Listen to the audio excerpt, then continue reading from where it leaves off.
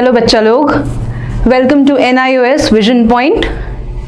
I am your biology mentor Purvi Upadhyay and we'll start with the next chapter, that is principles of ecology. कोई भी चीज चालू करने से पहले उसके बारे में हम लोग पढ़ क्या रहे हैं, क्या आगे पढ़ेंगे, वो चीज जान लेना बहुत इंपॉर्टेंट होता है ना. तो इसीलिए आपके लिए मैं इंट्रोडक्शन लाई हूं इसका, कि इंट्रोडक्शन में आपको ये चीजें पता चल जाएं कि ये जो टॉपिक है इसमें है क्या. इकोलॉजी से आप समझते क्या हैं. इकोलॉजी आपके लिए आसान भाषा में इन्वायरमेंट की स्टडी है. कोई भी चीज हमारे लिविंग इन्वायरमेंट में, कोई भी चीज जो है वो इकोलॉजी के अंडर आती है. ठीक है. Earth is the only planet in the solar system that supports life. Earth जो है, ये सभी को पता है कि इकलौता ऐसा प्लैनेट है जिसमें लाइफ होती है. ठीक है. दूसरा पॉइंट क्या कहता है आपका? This is because of the three physical systems on it that is soil, water and air which provide material essential for life. essential चीजें क्या हैं जीने के लिए? लाइफ होने के लिए essential होता क्या है? पहली चीज हवा चाहिए हमें, ऑक्सीजन. दूसरी चीज खाना, और तीसरी चीज पानी. तो हमारे अर्थ पे सभी कुछ है कि नहीं? हमारे पास सॉइल है जिसमें प्लांट उगते हैं जो कि खाने की तरीके काम आते हैं. दूसरी चीज पानी, और तीसरी चीज एयर. एयर ऑक्सीजन प्रोवाइड करती है. तीसरा पॉइंट क्या कह रहा है आपका? तीसरा पॉइंट कह रहा है आपका, all the living beings differ from each other but her living being different है ना. हम लोग जब भी देखते हैं एक इंसान दूसरे इंसान से बहुत डिफरेंट दिखता है, लेकिन but they are all interdependent and interact with each other as also with their environment directly और इनडायरेक्टली. देखिए, जो लिविंग बींग्स हैं, है ना, वो डिफरेंट है. एनिमल्स इंसान से डिफरेंट हैं, इंसान प्लांट से डिफरेंट है ना. लेकिन हर एक चीज एक दूसरे पे डिपेंडेंट है ना. जैसे प्लांट्स को एनिमल्स खाते हैं, है ना. हम एनिमल्स को खाते हैं और प्लांट्स भी खाते हैं, तो हम लोग डिपेंडेंट हैं उन पे. तो नेचर पे डिपेंडेंट है हम लोग, ये भी हमें पता चल गया, डायरेक्टली और इनडायरेक्टली. कैसे? पानी हमें नेचर दे रहा है, वाटर हमें नेचर दे रहा है, और एयर हमें नेचर दे रहा है, और खाना भी हमें नेचर दे रहा है. तो हम लोग डायरेक्टली या इनडायरेक्टली किसी भी तरीके से इन्वायरमेंट पे डिपेंडेंट हैं. In this lesson we will study that the earth's own life support system at organizational levels of living beings and their characteristics. जो भी लेवल्स हैं लिविंग बीइंग्स के, जो एक लिविंग बीइंग दूसरे लिविंग बीइंग को खाता है, जो फूड चेन चल रही है, जो ऑक्सीजन चेन चल रही है, जो आपकी वाटर साइकिल चल रही है इन्वायरमेंट के अंदर, जितनी भी साइकिल्स हैं, किस तरीके से लाइफ सपोर्ट हो रही है इन्वायरमेंट में, वो सब क्या कर रहा है, वो सब हम लोग इसके अंडर पढ़ेंगे. ठीक है. Moving on. इन्वायरमेंट. इन्वायरमेंट से आप क्या समझते हैं बच्चों? The term environment denotes all the physical, chemical and biotic conditions surrounding and influencing a living organism. ये जो टर्म है environment का, है ना, ये सब कुछ लेता है. फिजिकल प्रॉपर्टीज क्या होती हैं? माउंटेन्स हो गए, हिल्स हो गए, रिवर बॉडीज हो गई.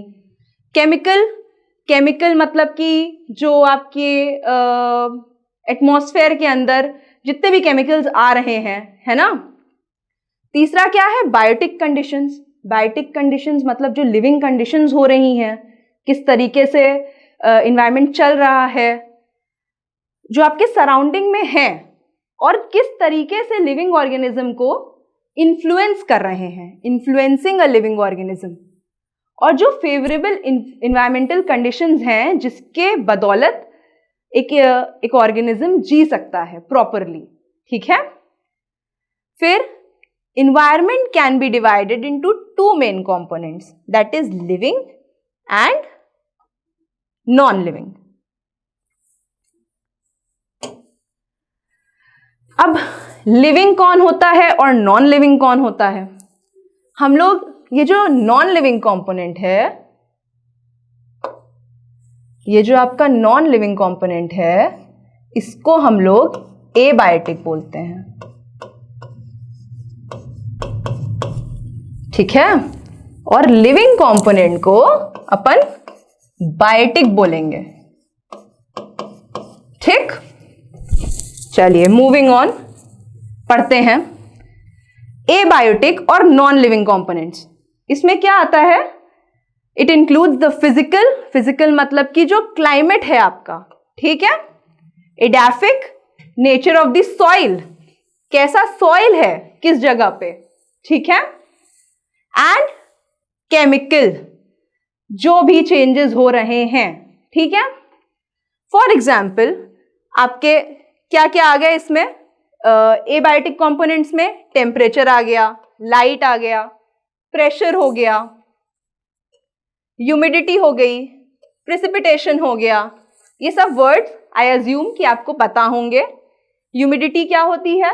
ह्यूमिडिटी जो नमी है, हवा में जो नमी होती है, जिसको हम लोग बोलते हैं हाँ उमस हो रही है, बहुत चिपचिपापन है, वो सब ह्यूमिडिटी के अंदर आता है। प्रिसिपिटेशन बहुत तरीके की होती है, आप रेन हो सकती है, स्नो हो सकती है, हेल हो सकता है, हर तरीके से हो सकते हैं। Wind, mineral elements of the soil and composition of the air, ये सब क्या है? ये सब आपके बायोटिक, एबायोटिक कंपोनेंट्स हैं, ठीक है। Some of these environmental factors serve as resources, ये जो कुछ इन्वायरमेंटल फैक्टर्स हैं जो एबायोटिक इन्वायरमेंटल फैक्टर्स हैं, जो लिविंग नहीं है लेकिन लिविंग बीइंग्स को बहुत हेल्प करते हैं, बहुत एसेंशियली हेल्प करते हैं। तो वो क्या है? एयर, सॉइल और वाटर। एयर, जैसे कि मैंने आपको बताया था, बिना ऑक्सीजन के तो लाइफ है ही नहीं। सॉइल नहीं होगा तो खाना नहीं बनेगा, खाना इज प्लांट। एंड वाटर के बिना भी हम लोग नहीं जी सकते हैं। तो ये एसेंशियल हैं।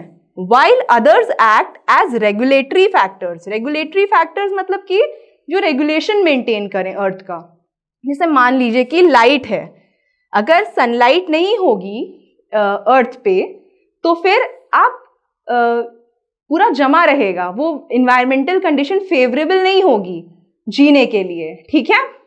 दूसरी चीज आई आपकी टेम्परेचर। टेम्परेचर भी फेवरेबल होता है। बहुत ठंडी जगह होगी तो वहां पे लोग रह नहीं सकते हैं, क्योंकि वो हम लोग वार्म ब्लडेड एनिमल्स हैं, है ना, कोल्ड ब्लडेड तो है नहीं। हम लोग चेंज नहीं कर सकते हैं अपने बॉडी का टेम्परेचर इन्वायरमेंट के अकॉर्डिंग। तो इसके लिए हमें ऐसी जगह पे रहना होता है जहां पे हमारी बॉडी कंफर्टेबल हो, ठीक है। तो अगर रेगुलेट नहीं होता रहेगा इन्वायरमेंट हर जगह का कि हाँ इस समय ठंडी है या इस समय गर्मी है, या हम लोग चेंजेस नहीं होंगे इन्वायरमेंट के अंदर, तो सर्वाइवल बहुत मुश्किल हो जाएगा, ठीक है। Next, biotic components. बायोटिक पहले मैंने बता चुका है, biotic is living component. Living components जो हैं वो उसमें क्या आते हैं? सारे living organisms, all the living organisms. कौन कौन होते हैं लिविंग ऑर्गेनिजम्स? चाहे वो प्लांट्स हो गए, एनिमल्स हो गए, ह्यूमंस हो गए, ये सब क्या हो गए हमारे लिविंग ऑर्गेनिजम्स। तो एक बार पढ़ लेते हैं। बायोटिक और living components includes all living organisms found in the environment including plants, animals and micro organisms. Micro organisms क्या होते हैं? आपके बैक्टीरिया, फंजाई, वायरसेस, ये सब क्या आते हैं? ये आपके आते हैं माइक्रो ऑर्गेनिजम्स में, ठीक है। Moving on, ecology. इकोलॉजी मैं बता चुकी हूं आपको। Ecology is the study of environment, आसान शब्दों में। अब इसके बारे में हम लोग थोड़ा जानेंगे। Ecology is the scientific study of the relationship and interactions between organisms and their environment. The term ecology is taken from a Greek word ecology, where ecos meaning household and logos means the study of. तो ये जो आपकी definition है यही बता रही है, ecology जो है ये साइंटिफिक स्टडी है, ठीक है। ये एक साइंटिफिक स्टडी है, साइंस का बैच है ये पूरा, जो कि रिलेशनशिप बताता है कि एक ऑर्गेनिज्म और उसके इन्वायरमेंट में कैसा इंटरैक्शन है, किस तरीके का इंटरैक्शन है, कैसे डिपेंडेंट है एक लिविंग ऑर्गेनिज्म अपने इन्वायरमेंट पे, ठीक है। और ये जो वर्ड है इकोलॉजी, ये ग्रीक वर्ड से लिया गया है जिसको हम लोग इकोलॉजी बोलते हैं, ठीक है। जहां पे इकोस का मतलब होता है हाउस होल्ड, मतलब कि घर, है ना, और लोगोस का मतलब होता है द स्टडी ऑफ, मतलब कि the study of household, ठीक है। Next, moving on.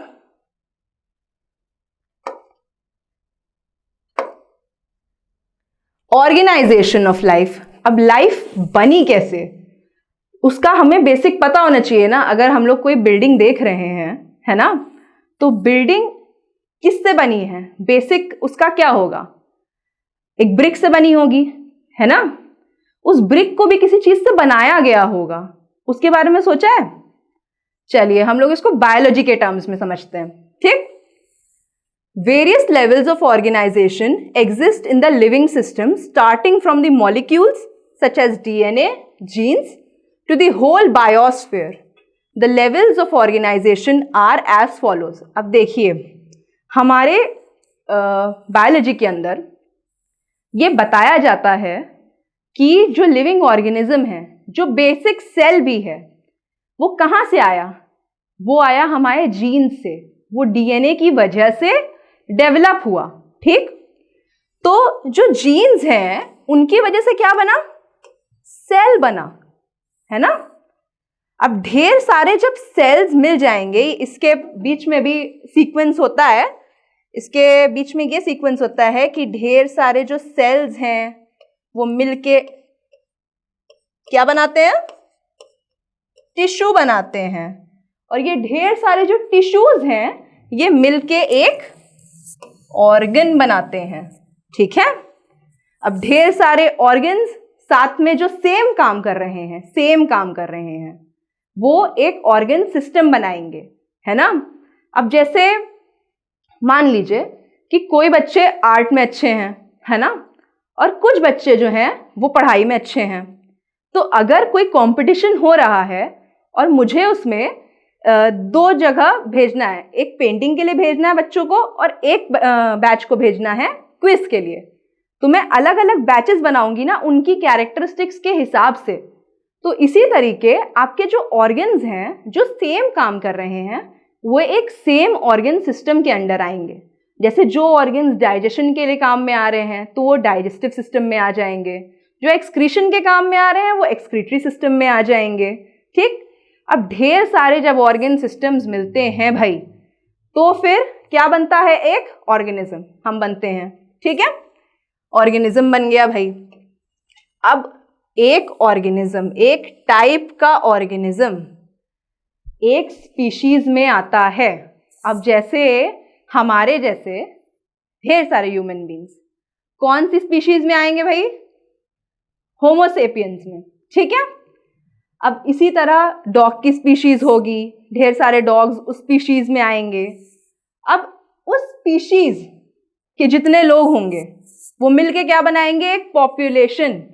अब ह्यूमन बीइंग्स हैं हम लोग, तो हम ह्यूमन पॉपुलेशन बना रहे हैं। डॉग्स होंगे वो डॉग की पॉपुलेशन डिफाइन करेंगे, वुल्फ होगा वो वुल्फ की पॉपुलेशन डिफाइन करेगा, ठीक है।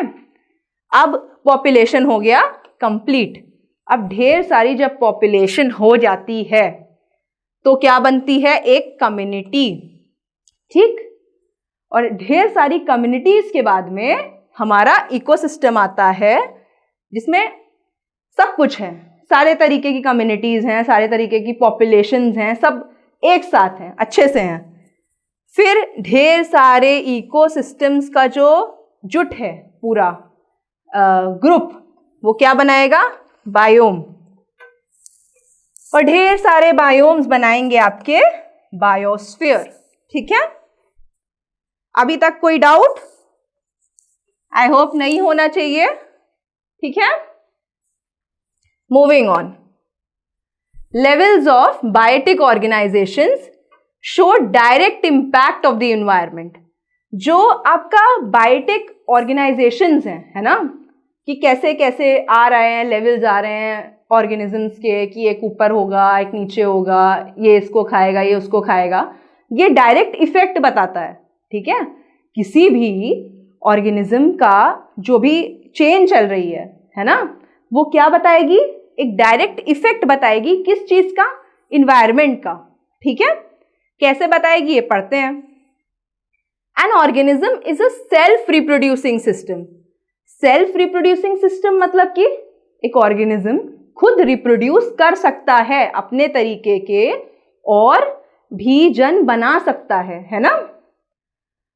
Capable of growing and maintaining itself. We are capable of growing and maintaining ourselves. Are we? And is directly influenced by the surrounding environment. And we are directly influenced by the surrounding environment.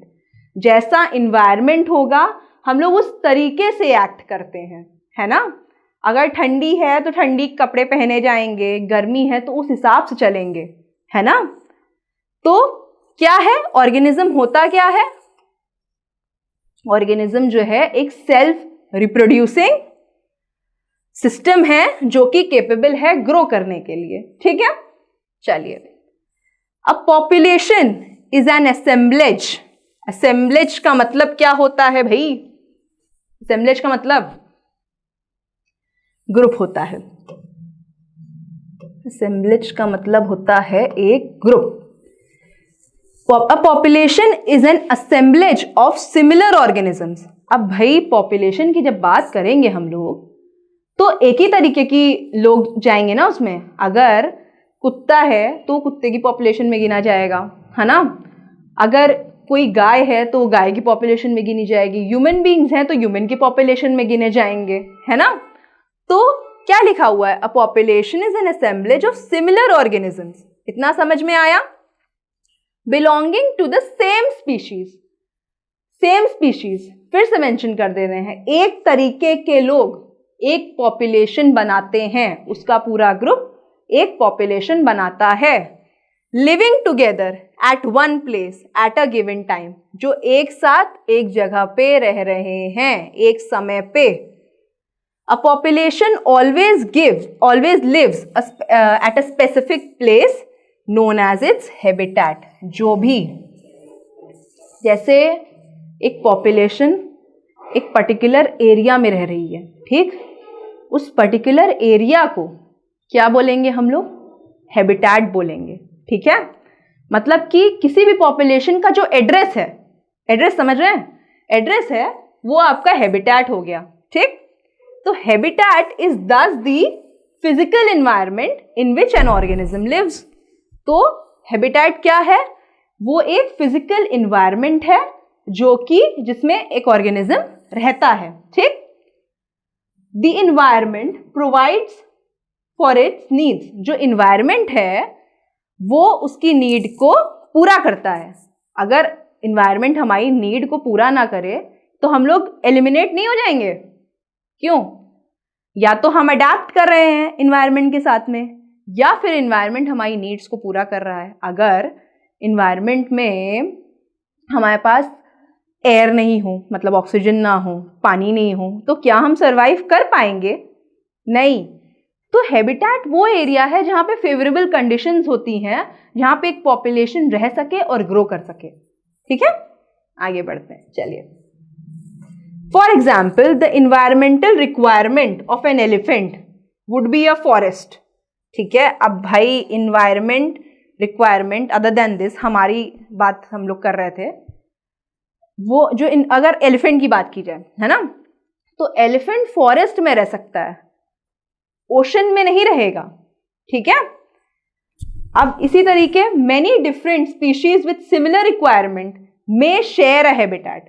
अब बहुत सारे ऐसे भी species होती हैं जो कि जिनके पास में सेम रिक्वायरमेंट्स होती हैं, ठीक है, डिफरेंट स्पीशीज हैं लेकिन सेम रिक्वायरमेंट्स हैं, तो वो सेम एरिया में रह सकती हैं, ठीक।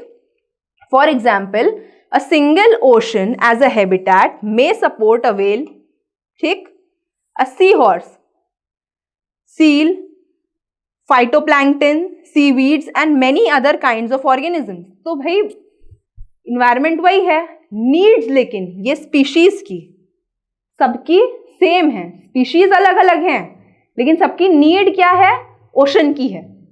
तो ओशन जो है उसमें ये सारी स्पीशीज साथ में रह सकती हैं, को एग्जिस्ट कर सकती हैं, ठीक है।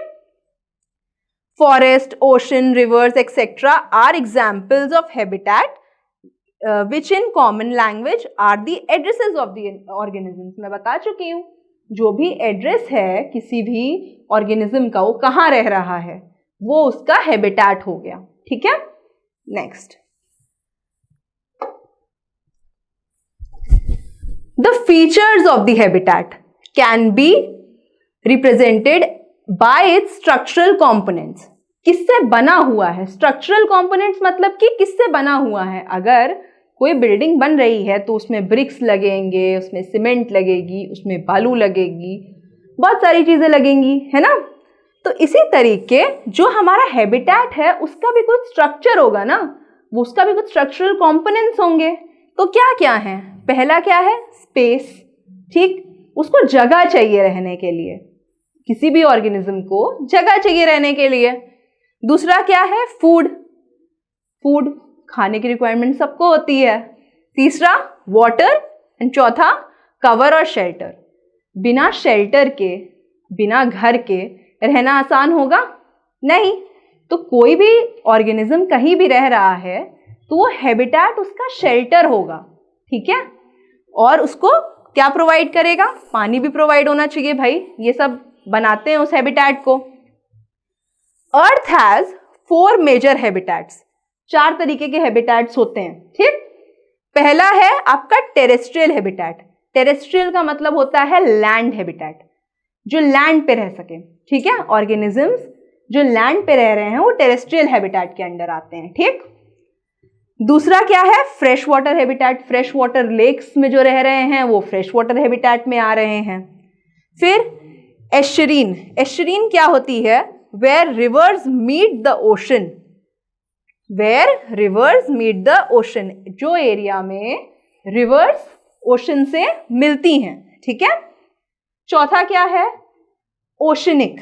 ओशनिक हैबिटेट मतलब कि जो ऑर्गेनिजम्स ओशन में रह रहे हैं, ठीक है, तो वो कौन से हैबिटेट में आएंगे, ओशनिक हैबिटेट में आएंगे, ठीक। The human gut is the habitat of tapeworm. हमारे गट के अंदर, है ना, टेपवर्म रहता है, हाँ। And the rotting log a habitat of fungus. अब कोई सड़ा हुआ लकड़ी का टुकड़ा है, उस पे फंगस लग जाती है, ठीक है। तो जो चीज जहां पे रह रही है, अब जैसे मेरे गट के अंदर टेपवर्म रह रहा है तो टेपवर्म का हैबिटेट मेरा गट हो गया, ठीक। मूविंग ऑन, नीच एंड ऑर्गेनिज्म। अब ये दोनों टर्म्स, एक टर्म को तो आपको पता है कि ऑर्गेनिज्म क्या होता है, अब नीच क्या होता है। आसान शब्दों में, जैसे हमने बताया कि एक पर्टिकुलर इंसान एक जगह पे रह रहा है, वो उसका एड्रेस है। अब हम उसको पहचानेंगे कैसे, कुछ ना कुछ काम करता होगा वो, कहीं तुम जाओगे, है ना, किसी का एड्रेस पूछना होगा, उसका नाम से मान लो नहीं पहचान रहा है कोई, हाँ उसका प्रोफेशन बताया जाएगा कि हाँ उसका प्रोफेशन है, वो डॉक्टर है, ठीक है, वो जो काम कर रहा है, जो वो फंक्शंस कर रहा है। इसी तरीके से नीच फंक्शन है, ठीक है, किसी भी ऑर्गेनिज्म जो इस हैबिटेट के अंदर रह रहा है उसकी जो फंक्शनल प्रॉपर्टी है वो क्या कहलाती है, नीच कहलाती है, ठीक। हम लोग आगे बढ़ते हैं और इसको पढ़ते हैं। In nature many living species occupy the same habitat. हम लोग ने पढ़ा था क्योंकि उनकी जो रिक्वायरमेंट्स थी वो सेम थी, but they perform different functions. लेकिन वो डिफरेंट फंक्शंस परफॉर्म करती है, उनकी जो एक्टिविटीज हैं वो डिफरेंट हैं। अब भाई सी हॉर्स की एक्टिविटीज और व्हेल की एक्टिविटी सेम नहीं हो सकती है ना। जिस स्पीड से सी हॉर्स दौड़ रहा है उस स्पीड से व्हेल नहीं चल सकती है ना। Next, the functional characteristics of a species in its habitat is referred to as niche. जो भी कैरेक्टरिस्टिक्स हैं, जो फंक्शनल कैरेक्टरिस्टिक्स हैं, जो वो काम कर रहा है, वो क्या है, वो नीच कहलाएगा। किसी भी स्पीशीज का काम नीच कहलाता है हैबिटेट के अंदर। While habitat of a species is like it's address. Habitat क्या है, एड्रेस की तरीके है जहां पे वो रह रहा है। Niche can be thought as the profession, जो वो काम कर रहा है, जो भी एक्टिविटीज वो परफॉर्म कर रहा है, वो सब क्या हो गए आपके, नीच में आ गए। ठीक है। Next, the term niche means the sum of, sum मतलब कि पूरा जोड़, ठीक, sum of all the activities and relationships. Activities पहला तो जो वो काम कर रहा है, दूसरा जो रिलेशनशिप्स हैं उसकी स्पीशीज के साथ में, ठीक है, by which it uses the resources in its habitat for its survival and reproduction. दो चीजों के लिए, अब देखो दो ही चीज के लिए इंसान कंपीट करता है। पहली चीज सर्वाइवल, दूसरा रिप्रोडक्शन के लिए, है ना, कि उसकी जेनरेशन बढ़ सके। ठीक, तो इसी तरीके से नीच क्या है, ये सम है, जोड़ है। किस चीज का, उसकी एक्टिविटीज का, वो जो फंक्शंस परफॉर्म कर रहा है, और उसकी जो रिलेशनशिप्स हैं पूरी स्पीशीज के साथ में, एनवायरनमेंट के साथ में, जो उसको मदद करती हैं सरवाइव करने के लिए और रिप्रोड्यूस करने के लिए। ठीक है। Next, moving on.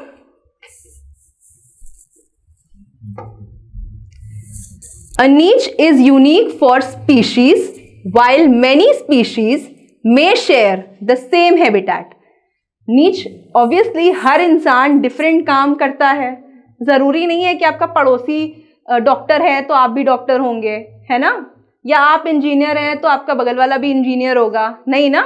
तो नीच क्या है, यूनिक होता है हर स्पीशीज के लिए। हो सकता है कि उसका हैबिटेट सेम हो सकता है उसका मोहल्ला सेम हो, लेकिन उसका जो प्रोफेशन होगा वो डिफरेंट होगा। ठीक। No two species in a habitat can have the same niche. अब देखो, अगर दो लोग हैं, है ना, इसको इस तरीके से समझा जा सकता है जैसे दो लोग हैं, तुम हैं और तुम्हारा दोस्त है। ठीक। अगर तुम दोनों सेम प्रोफेशन में हो तो तुम दोनों के बीच में कंपटीशन होगा, एक आगे निकल जाएगा एक पीछे रह जाएगा, हमेशा ऐसा होगा, है ना। तो इसीलिए सेम हैबिटेट के अंदर कभी भी दो सेम नीच वाली स्पीशीज नहीं रह सकती हैं। ठीक है। क्यों भाई? This is because if two species occupy the same niche they will compete with one another until one is displaced.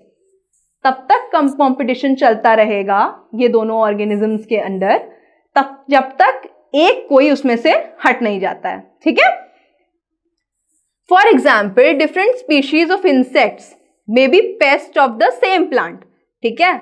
जो स्पीशीज हैं डिफरेंट इंसेक्ट्स की, वो सेम प्लांट पे अटैक करेंगी, बट दे कैन कोएग्जिस्ट, वो साथ में एग्जिस्ट कर सकती हैं क्योंकि वो डिफरेंट पार्ट्स पे डिपेंडेंट है ना। हो सकता है कोई स्टेम खा रहा हो सकता है कोई लीव्स खा रहा हो। अब अगर दो लीव्स खाने वाले हुए, है ना, एक इंसेक्ट तेजी लीव खा गया, दूसरे वाले को मिली ही नहीं, तो दूसरा वाला भूख से मर जाएगा ना, तो वो डिस्प्लेस हो गया। तो इसीलिए कभी भी दो सेम नीच वाले ऑर्गेनिजम्स सेम हैबिटेट के अंदर नहीं रह सकते हैं। ठीक है।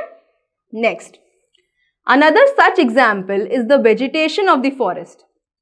The forest can support a large number of plant species as they occupy different niches. देखिए, जो फॉरेस्ट है आपका वो ढेर सारे प्लांट्स उगा सकता है। ठीक है।